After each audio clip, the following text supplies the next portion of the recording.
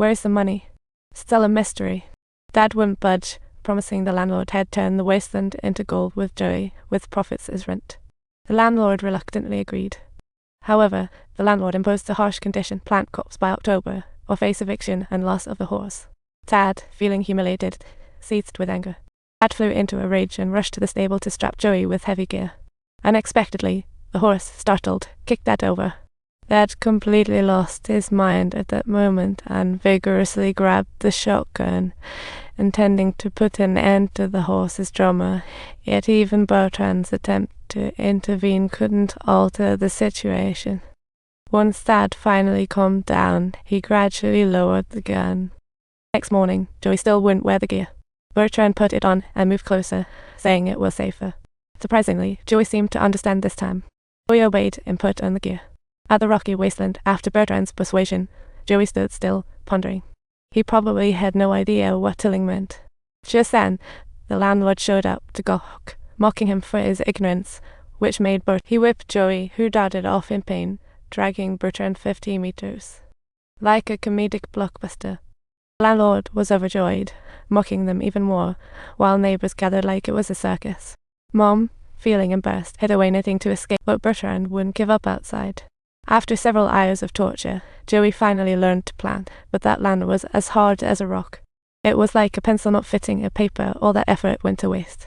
Soon a damp was scattered the crowd, but it brought new hope to Bertrand. The rain-soaked ground became soft, making it the perfect opportunity for tilling. It was like the universe sent a gift. Bertrand's spirits soared. Maybe he felt the weight of expectation from his owner. Under Bertrand's guiding command, the plow plunged into the soil with the force of a battleship navigating the vast ocean, stirring up waves that carried hopes aloft. Suddenly, a rock blocked the way. Bertrand called Joey to stop, but Joey split it in half. Neighbors returned, eager to see the miraculous horse, while the foul-mooded landlord ridiculed Bertrand and Mom. He continued to mock Mom, saying, "I won't let her slip in the rain-soaked mud. She'll break her." The result? He was left scrambling for words and fled in embarrassment. Watching his son till the land inch by inch, Dad's face beamed with pride and satisfaction. After the rain, the wasteland finally transformed into fertile soil. Bertrand was worn out and slumped to the ground, shoulders bruised and bleeding, as Mom wiped him down with whiskey. But the moment he smelled it, he recoiled in disgust. That's because, in his memories, Dad was always drinking or out buying booze, or they wouldn't be in this situation. Mom didn't say much, but dug out some long-forgotten medals from the attic. Turns out Dad was a decorated cavalryman, but he felt no pride in it. After the war, he tossed those medals away. It showed the inherent goodness and conflict in Dad's heart.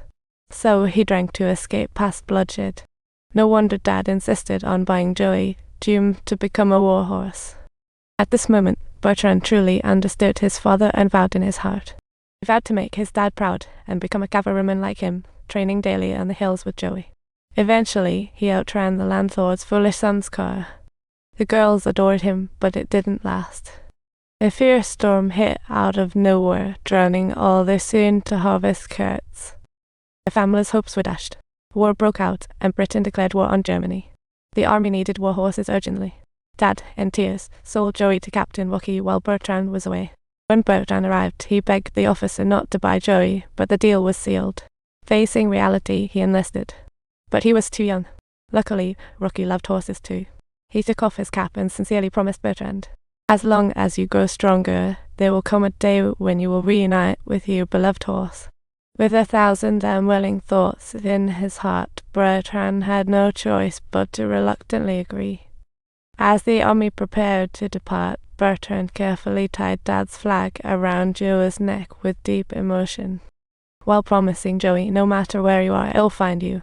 This marked the beginning of Joey's legendary life. His legendary life began. On his first day, he was challenged by a black horse. The horse's owner mocked Joey, saying he was just a pretty face, not up to par with his black beauty. Rocky felt a bit indignant, but as a subordinate, he had to say Mom. However, during the next day's sprint drills, he rode Joey against the commander's horse, Black Beauty, for a showdown. As the race began, Black Beauty bolted ahead, leading, with Joey close behind. Come on, Joey. I know you can do it. Come on, Joey. In the end, Joey triumphed with a length ahead, and the commander sincerely acknowledged him from the bottom of his heart. Just as the two chatted, both horses formed a bond too, wishing they'd met sooner, leading to a deep friendship. The next day, Rocky painted a portrait of Joey in all his glory. Then he prepared to write a letter to Bertrand, eager to tell him just how amazing Joey was in the camp. However, this peace was short-lived. In 1914, the cavalry arrived in France. They received orders to attack the German forces, but the enemy had set a trap. The Germans, like fish on a chopping board, were quickly scattered, with swords slicing through the air and blood flying everywhere. Those Germans, still half-dressed, were herded into the woods. It was a total rout. What they thought would be an easy victory turned out to be ambush central, as enemy machine gunners unleashed a hail of bullets like the Grim Reaper's scythe.